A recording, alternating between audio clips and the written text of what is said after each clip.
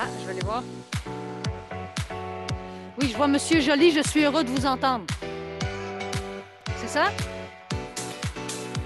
C'est ça, Charles?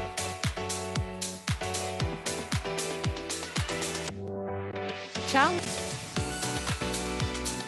Est-ce-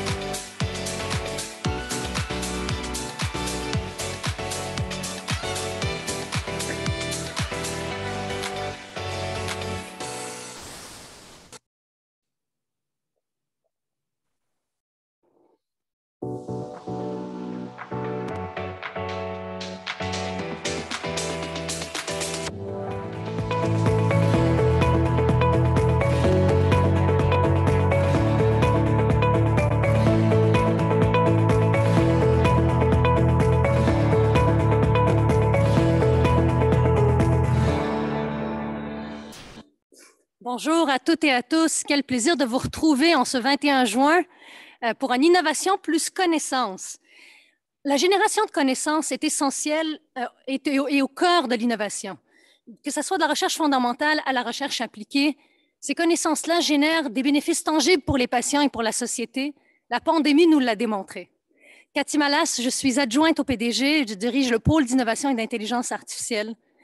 Bienvenue à toutes et à tous. Donc, comme d'habitude, je vous retrouve dans ces rendez-vous, à ces rencontres matinales virtuelles et mensuelles, maintenant aux 2 mois plutôt que mensuelles, où je vais à la rencontre d'experts et de leaders dans le domaine de l'innovation en santé. On aborde différentes thématiques et aujourd'hui, c'est l'innovation plus les connaissances, l'importance des connaissances. Je pose des questions de tête, 2 questions de tête, 2 à 3 questions, et des questions de cœur à nos chers invités. Et vous allez avoir l'occasion de poser des questions. Donc, vous pouvez les poser au fur et à mesure et je vais les prendre vers la fin, vers 8 heures ce matin. Alors, sans plus tarder, avant de poser la première question à Dr. Granvaux, j'aimerais l'introduire. Ensuite, Dr. Veillette. Donc, bon matin à vous deux avant qu'on commence. Bon matin. Bon matin, Dr. Granvaux. Bon matin, Dr. Veillette. Bon matin. Oui. Alors, commençons par le parcours inspirant de Dr. Granvaux. Donc, Nathalie Granvaux est professeure titulaire au département de biochimie et médecine moléculaire et chercheuse au centre de recherche du CHUM depuis 2005. Depuis 2020, elle est directrice adjointe scientifique aux affaires étudiantes et postdoctorales au CRCHUM. Elle obtient un diplôme de doctorat en biologie moléculaire et cellulaire à l'Université Joseph Fourier de Grenoble, en France, en 1999. Elle rejoint l'Université McGill à Montréal pour effectuer un stage postdoctoral de 2000 à 2004 où elle se spécialise dans l'étude des interactions hôte-virus. Recrutée en 2005 à l'Université de Montréal et au CRCHUM, ses travaux de recherche, financés par les instituts de recherche des IRSC, le CRSNG, le FRQS, et soutenus par des fonds d'infrastructure de la FCI qui visent à élucider l'impact des interactions initiales entre le virus et son hôte sur l'évolution d'une infection. Ces études s'inscrivent dans un effort global d'identifier des cibles pour le développement de nouveaux traitements antiviraux à large spectre ciblant des mécanismes cellulaires. Ces publications dans des revues sont citées plus de 6800 fois et elle est très régulièrement invitée à donner des conférences au Canada et à l'étranger. Puis pendant la pandémie, elle était active avec plusieurs autres des chercheurs québécois et québécoises. Elle est actuellement membre du comité consultatif de l'Institut 3 des IRSC. Elle est cofondatrice de la Société canadienne pour la virologie, un organisme sans but lucratif visant à promouvoir l'avancement de l'éducation, la diffusion et l'application des connaissances. Donc, la mobilisation de connaissances en virologie, ça lui tient à cœur. Suite à la déclaration de la pandémie de la COVID-19, elle a été nommée co-directrice du réseau québécois COVID Pandémie, créé à l'initiative des FRQ au début de la pandémie COVID-19. Bienvenue, Dr. Granvaux. Merci de m'accueillir. Merci à vous. Alors, première question qui est la même pour Dr. Veillette. Pouvez-vous nous expliquer de façon accessible et vulgarisée pour le grand public l'importance de vos travaux pour la société? Oui, mon groupe de recherche, comme vous l'avez dit, on s'intéresse à comprendre comment l'être humain, et plus particulièrement les cellules au niveau pulmonaire, réagissent quand il y a une infection virale, comment ils détectent la présence d'un virus respiratoire et quelle est la réponse qui est engagée pour combattre le virus, mais également pour déclencher une réponse inflammatoire, c'est-à-dire recruter le système immunitaire à proprement dit. Et cette balance entre bloquer la réplication du virus et induire cette réponse inflammatoire et vraiment qu'est-ce qui détermine si ce virus-là va créer une maladie chez le patient, est-ce qu'il va être pathogène ou non. Et c'est toute une biochimie qui est très finement régulée. Les mécanismes qui sont dans les cellules, qui sont impliqués, sont très complexes. Alors, on essaye de déterminer vraiment en regardant de manière très pointue, aller regarder dans des cibles au niveau cellulaire pour comprendre comment se fait cette balance, comment on pourrait déterminer si le système s'en va dans résoudre l'infection ou si on va vers une réponse inflammatoire qui est trop importante et qui va créer, comme on l'a vu avec la COVID, des pathologies associées. Alors, on utilise des approches biochimiques pour vraiment aller, je dirais, détailler vraiment ce qui se passe dans la cellule et puis comprendre pour, ultimement, comme vous l'avez dit, aller trouver des cibles qu'on pourra cibler avec des molécules, des médicaments, idéalement, pour combattre les virus et d'autres applications dont on pourra reparler. Super, merci beaucoup. Passons à l'introduction aussi d'un parcours tout aussi inspirant de Dr. Veillette. Donc, Dr. Veillette André Veillette est un scientifique de renommée mondiale qui s'intéresse aux mécanismes de transduction du signal dans le système immunitaire. Au cours des dernières décennies, il a identifié et caractérisé de nombreuses molécules et récepteurs intracellulaires qui jouent un rôle crucial dans la régulation immunitaire normale. Un certain nombre de ces molécules sont impliquées directement ou indirectement dans la pathogénèse de leucémie, des lymphomes et d'autres tumeurs malignes. Ils ont également été associés au développement d'immunodéficience et à l'auto-immunité. Ces protéines sont des cibles potentielles en immunosuppression thérapeutique pour le traitement des maladies auto-immunes contre le cancer et les infections virales. Il utilise de nouvelles approches génétiques, moléculaires, biochimiques et cellulaires pour étudier ces molécules. Ces travaux ont donné lieu à de nombreuses publications dans des revues scientifiques de renommée, ainsi qu'à l'attribution de plusieurs prix et de subventions prestigieuses. Il est invité à donner des conférences partout dans le monde et à organiser d'importantes conférences scientifiques internationales. En tant qu'immunologue expert, le Dr Veillette est membre du groupe de travail du gouvernement du Canada sur les vaccins COVID-19 qui conseille le gouvernement sur la stratégie de vaccination pour COVID-19. Alors, la même question pour vous, Dr Veillette. Pouvez-vous nous expliquer de façon accessible l'impact, l'importance de vos travaux pour les patients et pour la société? Bien, écoutez, premièrement, bonjour Cathy. C'est bien de vous joindre ce matin. Depuis le début de mes recherches, il y a à peu près 30 ans, ce que toujours j'ai essayé de faire, c'est de poser des questions hyper simples pour essayer de comprendre comment le système immunitaire fonctionne. Alors, je pense qu'on ne connaît pas grand-chose sur pas grand-chose en sciences. Et puis, évidemment, il y a 30 ans, on en connaissait encore moins. Alors, l'idée, c'était de poser des questions simples et d'utiliser les outils qui étaient à notre disposition pour comprendre comment le système immunitaire fonctionne dans le contexte normal, mais aussi dans le contexte de maladies que vous avez mentionnées. C'est ce qu'on fait. On le fait, on avance centimètre par centimètre, pouce par pouce. Et puis, l'idée, c'est évidemment d'avoir une meilleure compréhension de la réponse immunitaire. Parfois, ça ne marche pas, mais parfois, ça marche, puis ça mène à des découvertes qui, je suis content de voir, 30 ans plus tard, sont encore vraies, et puis font partie parfois même de textbooks scientifiques. Alors, c'est l'approche que j'ai toujours eue, poser vraiment des questions simples, essayer de comprendre des mécanismes que je considère qui sont probablement fondamentaux, qui sont probablement essentiels pour le fonctionnement normal du système immunitaire, puis qui pourraient être impliqués dans des pathologies. Parfois, on se trompe, parfois, on pense que quelque chose est important, mais ça ne l'est pas. Mais sur le lot, après tout ce temps-là, 30 ans, bien, il y a des choses qui s'avèrent être importantes. Puis pour moi, c'est évidemment une de mes grandes satisfactions. Dr Veillette, vous dites que ces découvertes, après 30 ans, on a généré des découvertes importantes. Pouvez-vous expliquer l'impact sur les soins aux patients de ces découvertes-là? Ah, ça, c'est plus compliqué, les soins aux patients. Alors, oui, moi, je suis médecin, mais évidemment, je n'amène pas les résultats de ma recherche dans la clinique. Puis, en fait, j'en vois même plus de patients. Ça fait un petit bout de temps. Alors, l'idée, c'est de bâtir sur les connaissances. Alors, comment le système immunitaire fonctionne, évidemment, c'est très complexe. Et puis, ce qu'on rajoute, c'est aux connaissances. Il y a des éléments, pardon. Il y a des éléments, évidemment, de choses qu'on a découvertes qui, je pense, ont un impact et ont eu un impact et vont avoir un impact sur comment certaines maladies sont traitées. Mais beaucoup de ce qu'on fait n'est pas nécessairement quelque chose qui va se traduire le lendemain par un nouveau traitement. Alors, je pense que surtout, sur une période de 30 ans comme ça, c'est au niveau des connaissances, c'est au niveau aussi de la compréhension de la pathogénèse de certaines maladies. Quand on a des gènes qui sont impliqués dans des maladies humaines, puis on découvre comment ils fonctionnent, évidemment, c'est important.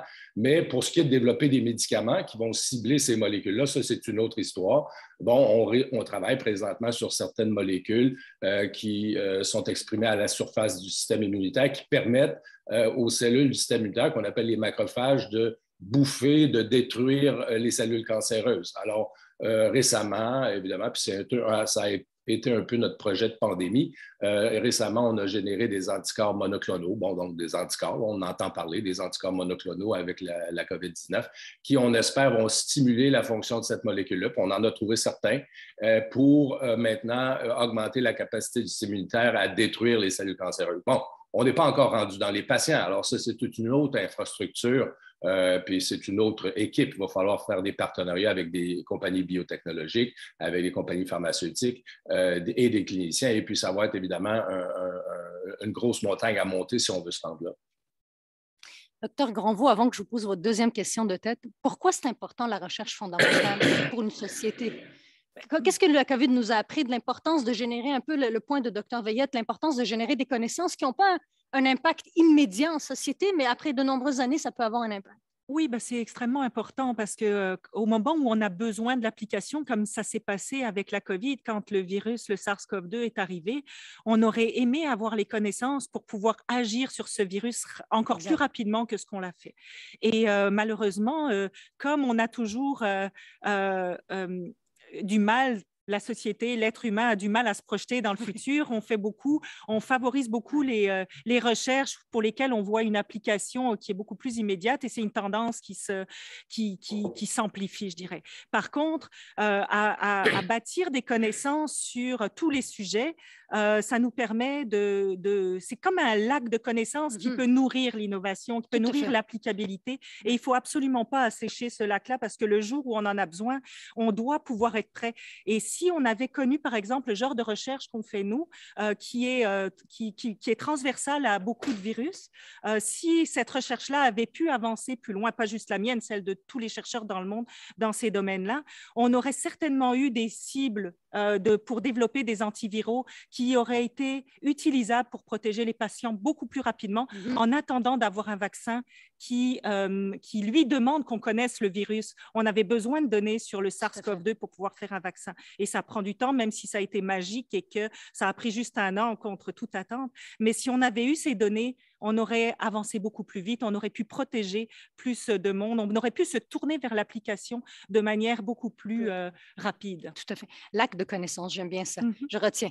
Deuxième question pour vous. Votre recherche vise à comprendre l'interaction entre un virus et les cellules de l'hôte pour identifier les mécanismes qui pourraient être ciblés pour développer de nouveaux antiviraux. Pourquoi est-ce important et quel est l'impact pour les soins aux patients?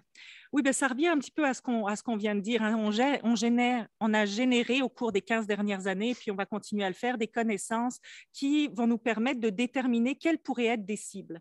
Et je reviens à l'idée de recherche transversale par rapport à tous les virus qui existent et ceux qu'on ne connaît pas encore. Les mécanismes qu'on étudie sont des mécanismes qui sont utilisables contre tous les virus qui existent. Et donc, ça nous permet de trouver des cibles qui pourraient, ce qu'on appelle, être ciblées pour développer des antiviraux à large spectre. Un peu comme on a des antibiotiques, vous savez, qui sont à large spectre et qui peuvent, indépendamment du type de bactérie, et limiter les infections. Alors, le but, c'est ça. Et là où on est rendu, c'est sûr que notre recherche est très fondamentale. Je préfère parler de recherche à la découverte plutôt que fondamentale. Mais on est arrivé à un point, je pense, où on a des cibles intéressantes ou d'autres équipes avec lesquelles on espère pouvoir collaborer, qui font de la biologie plus structurale, de la chimie structurale, vont pouvoir aller voir si on cible ces molécules-là, est-ce que ça peut donner des activités antivirales. Donc ça, c'est un autre pan qui s'en vient dans l'application, mais nous, on a généré les connaissances. Et l'intérêt aussi de ces recherches-là, c'est que ces mécanismes-là qui nous servent d'habitude à combattre les virus sont dérégulés dans les maladies auto-immunes dont André a parlé, les maladies inflammatoires, dans le cancer. Et donc, il y a des applications interdisciplinaires chez les patients qui ont des maladies auto-immunes et inflammatoires. Si à l'inverse, au lieu d'activer ces voies-là, on les stoppe, on pourrait être capable d'améliorer la qualité de vie des patients. Mais ça, bien sûr, c'est pour la suite. Nous, on génère les connaissances, puis on espère aider à aller vers de l'application. Merci. Docteur Veillette, votre deuxième question de tête. Vous étudiez l'interaction de plusieurs types de données pour mieux comprendre le traitement des maladies auto-immunes ou des cancers. Pourquoi c'est important de croiser des données génétiques, cellulaires et biochimiques, ce qu'on appelle aussi, puis c'est très populaire chez nous au CHUM, le multi-omique? Oui, le multi-omique. Alors, je pense qu'il faut, oui, de plus en plus, on a des outils variés pour essayer de résoudre des questions scientifiques. Et puis, je pense qu'il faut les utiliser. Il n'y a pas vraiment une approche unique qui permet d'avoir des réponses claires. Alors, à un moment donné, on se disait que la génomique allait tout régler ou que la protéomique allait tout régler ou que le systems biology, qu'on appelle la biologie de système, allait tout régler. Je pense que ce qu'il faut apprécier, c'est il faut avoir des bonnes questions, des questions pertinentes à la situation humaine lorsqu'on fait de la recherche. Et 2, il faut utiliser tous ces outils-là en même temps parce qu'ils ont tous leurs forces, ils ont tous leurs faiblesses. Et puis, c'est un peu comme avoir de multiples points de vue, de multiples angles de vue sur une question où telle approche va nous permettre de voir telle chose, telle autre approche va nous permettre de voir autre chose, puis un recoupement entre ces angles de vue-là qui font qu'en bout de ligne, la réponse qu'on va obtenir a des chances d'être vraie. Hein? On veut évidemment que ce qu'on trouve va être vrai. Et puis, c'est important de confirmer avec tous ces points de vue-là, tous ces omics-là dont vous parlez, c'est important de confirmer évidemment nos théories et puis nos résultats une fois qu'on en obtient pour s'assurer évidemment de la pérennité des découvertes. Alors, je pense que c'est dans ce contexte-là que c'est important d'utiliser toutes ces technologies-là. Il ne faut pas être victime ou esclave des technologies non plus. Je pense qu'il faut utiliser ce qu'on a utilisé pour montrer ce qu'on veut montrer, puis le faire de façon convaincante, puis s'assurer que la découverte va avoir finalement une persistance au cours des années qui font que, évidemment, on n'aura pas à changer notre fusil d'épaule un an plus tard ou 10 ans plus tard. Docteur Veillette, est-ce qu'il y a des défis à faire du multiomique? Qu'est-ce qu'on doit considérer lorsqu'on fait l'analyse de plusieurs données en se basant sur une question? Ben, c'est qu'il faut avoir une certaine compréhension des forces, des limites, évidemment, puis il faut avoir accès aussi aux technologies en question. Alors, moi, je ne suis pas un gars qui apprend vite quand il y a des nouvelles technologies. Alors, ça me prend une certaine immersion. Il faut que je le vive quasiment. Il faut que je l'utilise quasiment pour voir les forces et les faiblesses. Alors, c'est un peu ça le défi. Évidemment, il faut avoir accès. Alors, on est chanceux à Montréal, oui. Que ce soit au CHUM, que ce soit à l'Université de Montréal, que ce soit à l'IRCM, que ce soit à McGill. On a accès à toutes ces technologies-là. Et on a des gens qui sont experts à les utiliser aussi. Puis, on en développe aussi, évidemment, dans nos laboratoires. Alors, je pense que c'est un peu ça le défi, c'est de les maîtriser, de comprendre les forces et les faiblesses. Et puis, en plus de ça, d'intégrer évidemment, les résultats avec les différentes approches. Ils ne donnent pas toujours toute la même réponse. Alors, c'est là où aussi il faut avoir une certaine expérience, un jugement pour s'assurer qu'en bout de ligne, comme j'ai dit, en bout de ligne, la marque du succès, c'est de faire des découvertes. Puis 1 an plus tard, sont encore vraies, puis 10 ans plus tard, sont encore vraies. Et puis, il faut utiliser tous les outils pour s'assurer qu'on arrive à la bonne conclusion. Puis c'est de cette façon-là, évidemment, qu'on peut avoir un impact, non seulement sur les connaissances, mais aussi sur la santé de la population, comme on parlait tout à l'heure. Merci beaucoup. Je vais commencer par la question de cœur avec Dr Veillette parce que la fin de votre question introduit la première question de cœur. Et chers participants, participantes, je vous invite à tout de suite commencer à poser vos questions. Je vais les prendre dans une dizaine de minutes. Alors, qu'est-ce qui vous a amené, Dr Veillette, à choisir une carrière en recherche, la jeune Dr Veillette au cégep et au début université? Qu'est-ce qui vous a motivé à faire une carrière de chercheur?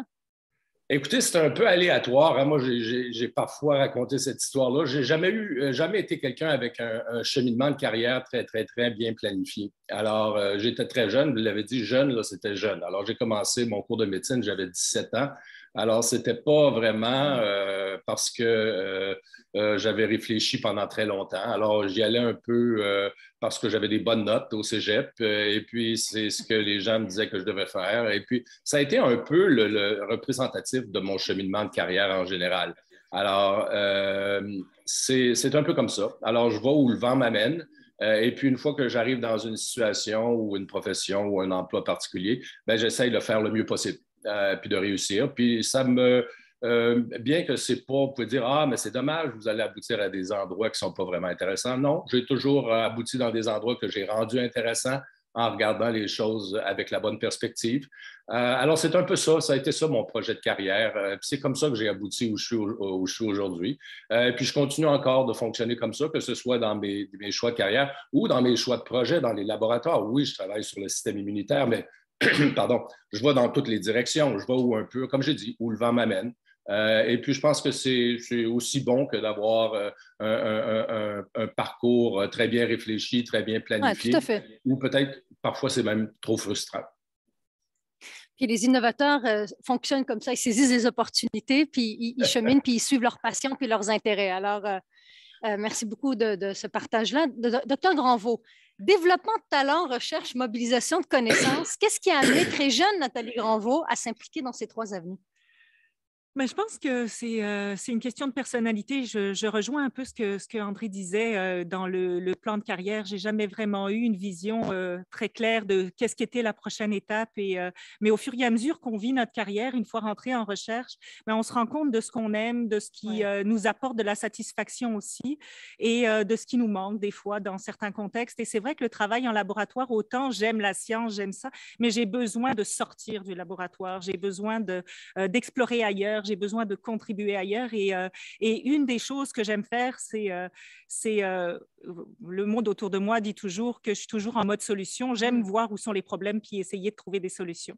Alors, c'est quelque chose que j'aime faire, qu'effectivement, on fait en recherche, mais qu'on peut faire aussi au niveau organisationnel, essayer de changer les choses. Et aussi, bien entendu, la chose qui est importante, c'est la recherche, c'est bien, la génération de connaissances, c'est bien, mais si on la garde pour nous, elle ne sert à rien. Et donc, la communiquer à nos pairs, la communiquer à la société, c'est important. Et la communiquer à la prochaine génération, essayer de leur donner les outils, de les convaincre que c'est une mission qu'il faut entreprendre et qu'il faut continuer.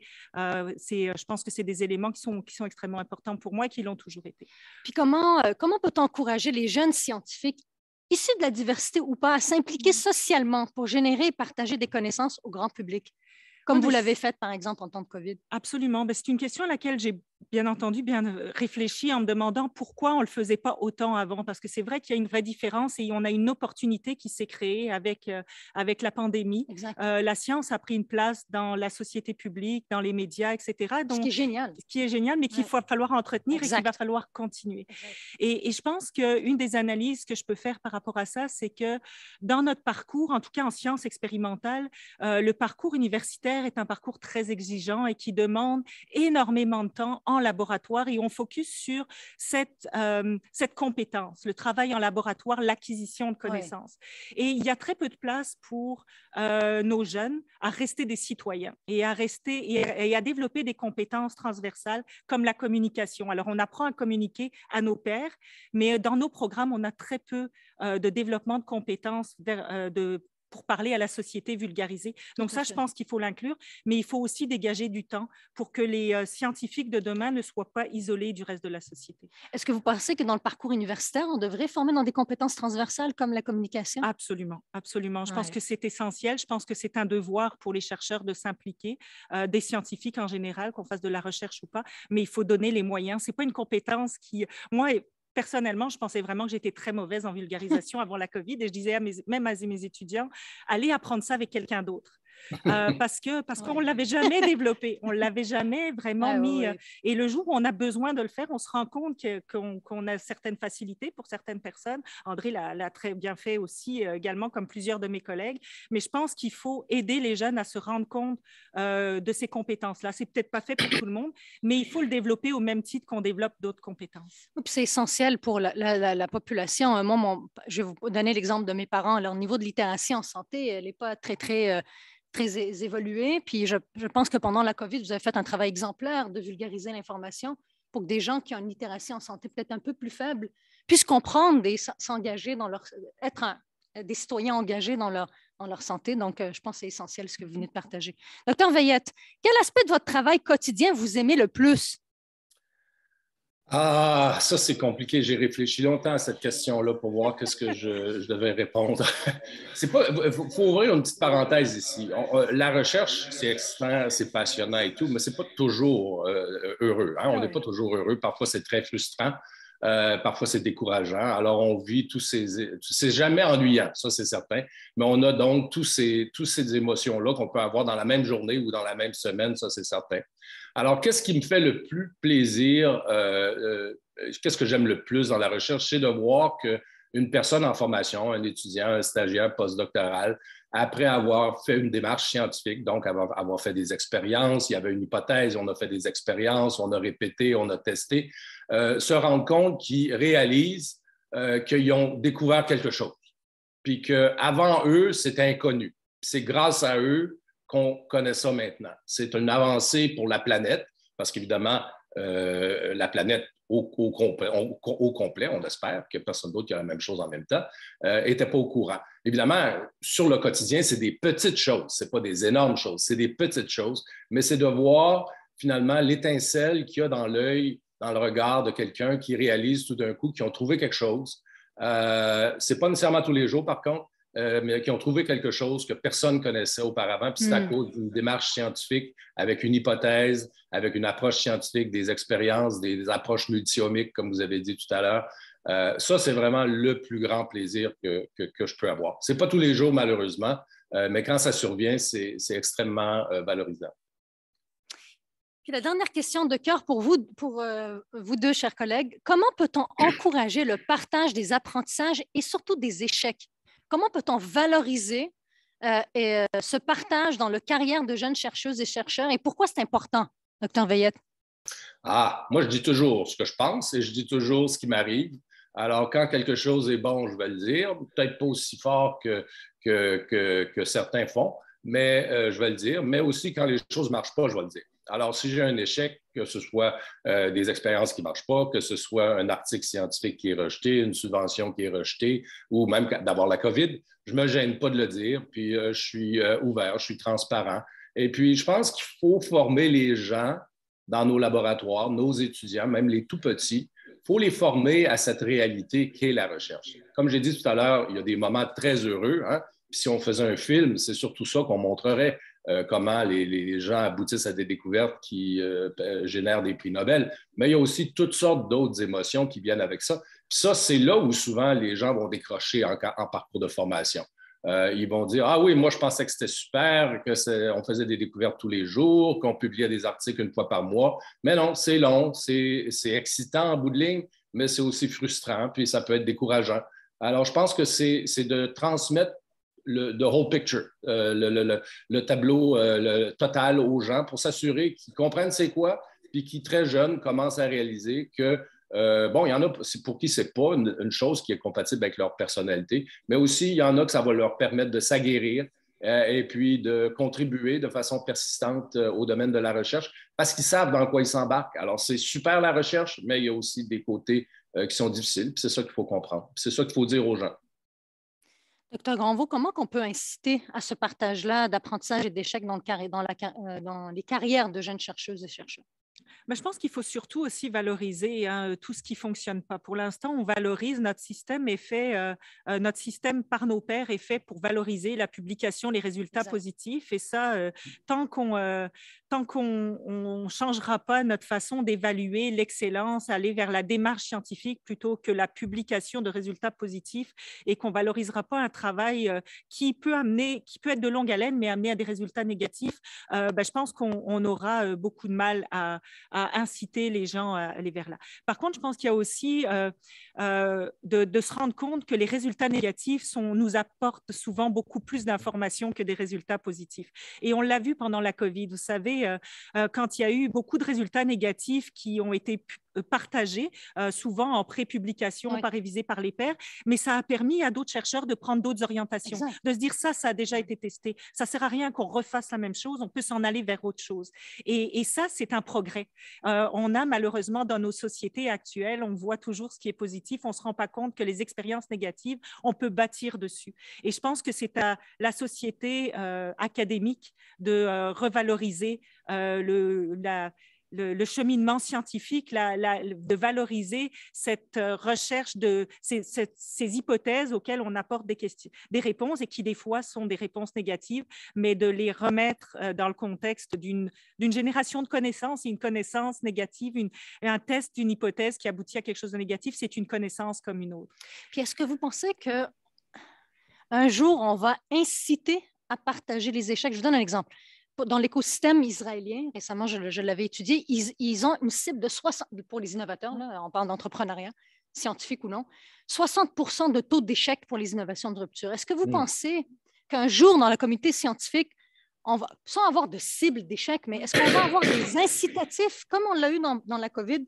Est-ce que vous êtes optimiste face à ça? Optimiste, non, mais je pense qu'il faut s'atteler. Je pense que les gens qui croient à ça, il va falloir prendre un petit peu notre bâton de pèlerin puis essayer de prêcher pour ce genre de choses-là, pour favoriser finalement une recherche plus à risque aussi des fois, parce que finalement, dans nos organismes de financement, dans la façon dont la recherche est financée aujourd'hui, c'est très difficile de prendre des risques.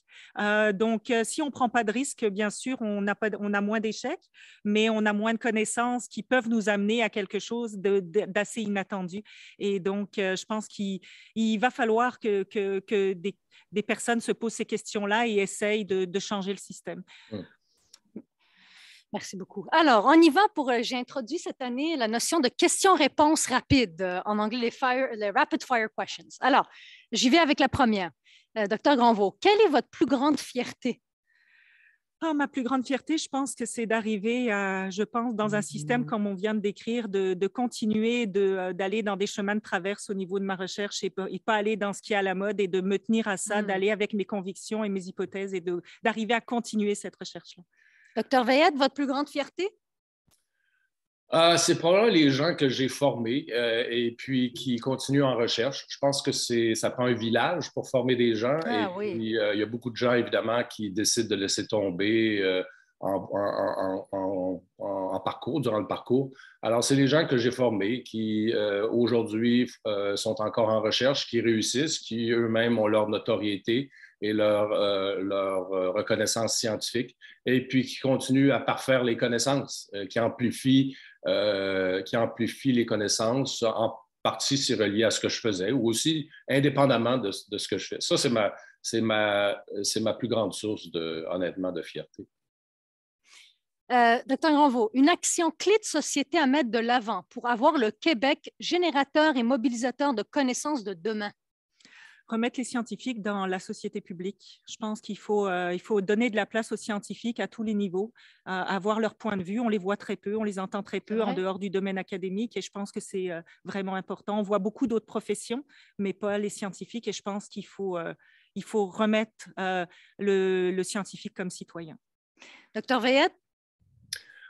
C'est un peu la même chose, mais je dirais aussi que c'est important de réaliser que le Canada puis le Québec, c'est des petits pays et provinces, ou provinces, qu'on ne peut pas nécessairement tout faire. Et puis, je pense qu'on a évidemment des compétences, mais on n'a pas des compétences dans tout.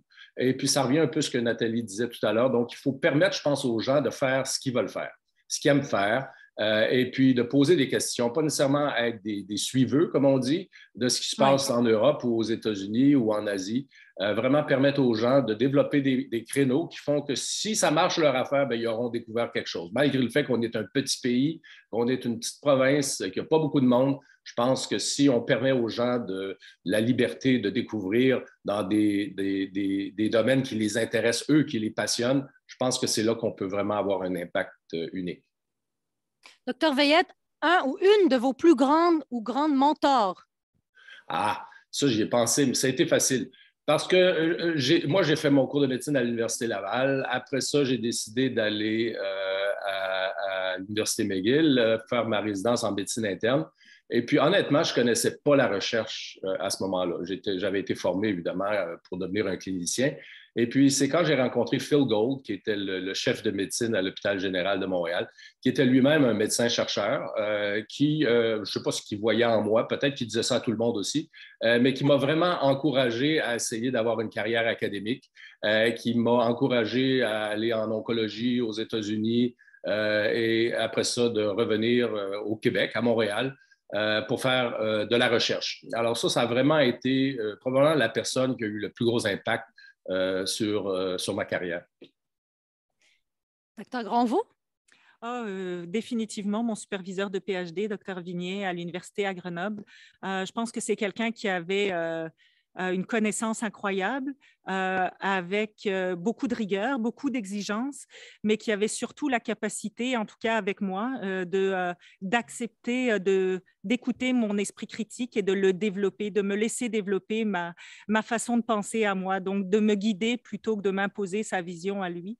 Et je pense que ça fait une différence de pouvoir justement donner ma couleur à la recherche et de développer ma propre vision. Et ça, je pense que c'est ce qu'on peut attendre de mieux d'un mentor, je pense. Dernière question, question-réponse rapide pour Dr Granvaux. Un souvenir d'enfance qui vous a forgé?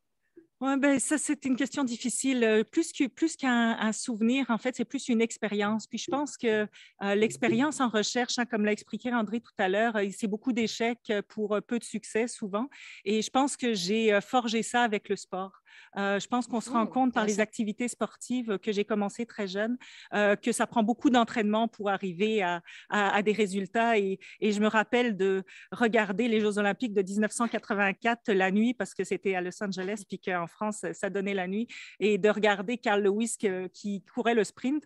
Et bien sûr, on voudrait aller sur la piste le lendemain, puis courir aussi vite, mais ça a pris des années d'entraînement pour arriver à des petits progrès. Et je pense que ça donne la notion de l'effort, de la résilience, et puis de se rendre compte que les résultats n'arrivent pas forcément demain, puis qu'il faut investir pour avoir des résultats un jour.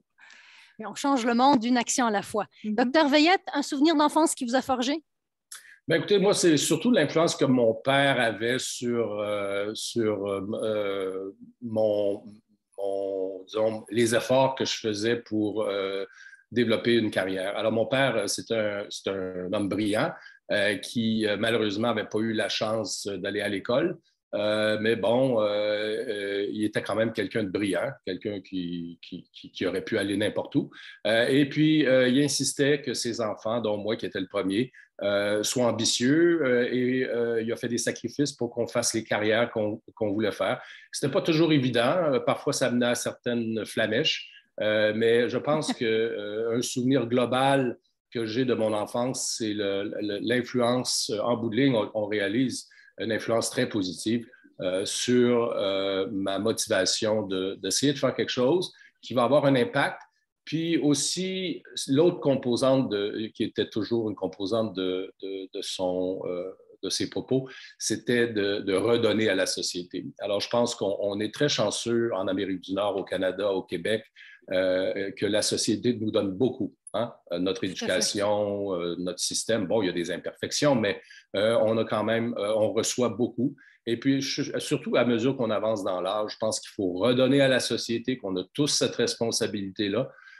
Et puis, honnêtement, c'est une autre source de satisfaction pour moi. On parlait comment c'est intéressant de voir des étudiants qui sont excités par leurs premiers résultats, mais aussi c'est très bon de voir comment on peut avoir un impact, aider les gens dans le public qui sont très brillants. Je veux dire, les gens, même si ce n'est pas des scientifiques, ils comprennent si on explique correctement avec le bon vocabulaire, les gens vont comprendre, puis ils deviennent des citoyens scientifiques.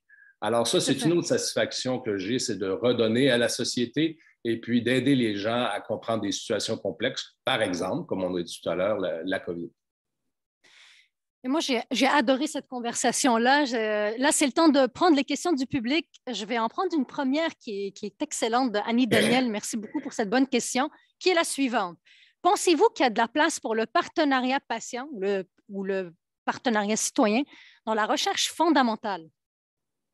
Dr. Granvaux. Ben absolument. Je pense qu'on s'inspire, on devrait s'inspirer des questions qui sont apportées par les patients. La réalité du patient peut apporter beaucoup de questions auxquelles on ne pourrait pas penser en tant que fondamentaliste.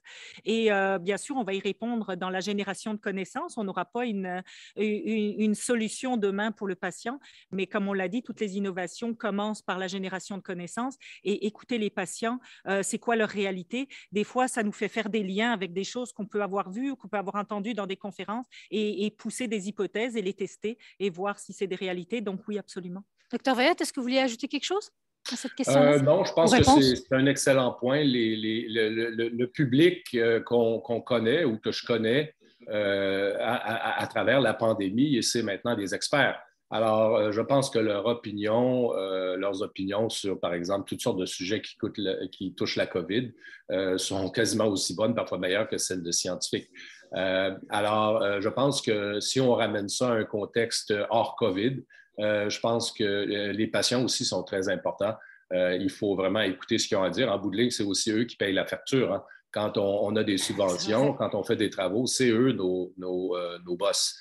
Alors, je pense qu'on a un devoir de les informer, puis on a un devoir aussi de consulter ce qu'ils pensent, après leur avoir donné les informations évidemment nécessaires. Alors, j'ai une question de mon très cher collègue, Dr. Vincent Poitou, directeur de la recherche au CHUM. Si vous aviez à concevoir un projet de recherche dans vos laboratoires qui aide à préparer la prochaine pandémie, quelle serait la question que vous vous poseriez? Dr. Veillette. Ah, qu'est-ce que je poserais? Je pense que la question majeure, puis la réponse, ça se fait très vite. Est-ce qu'on est prêt pour la prochaine pandémie? Alors, la réponse, c'est non.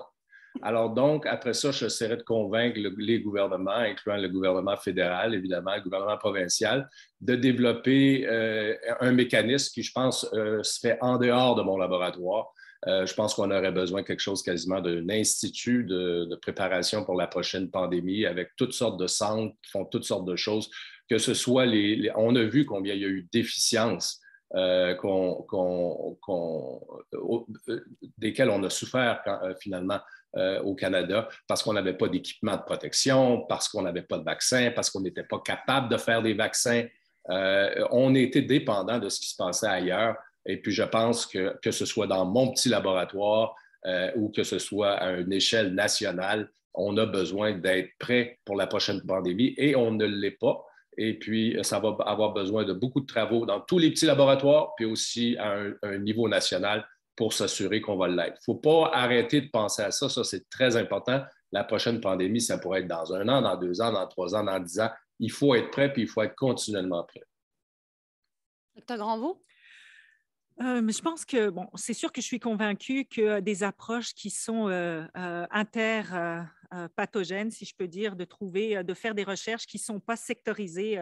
On a fait beaucoup d'études sur tel type de virus, tel type de bactéries, mais il faut avoir une communication, il faut regarder des mécanismes plus généraux, il faut faire de la science plus générale qui s'applique à tout type de pandémie auquel on pourrait faire face. Et il faut avoir un continuum. Ce qu'on fait au centre de recherche, hein, je trouve aussi, c'est un petit peu notre carte de visite, le continuum de recherche, c'est-à-dire que oui, il faut générer les connaissances, mais il faut être prêt à pouvoir les transposer aux étapes suivantes plus rapidement.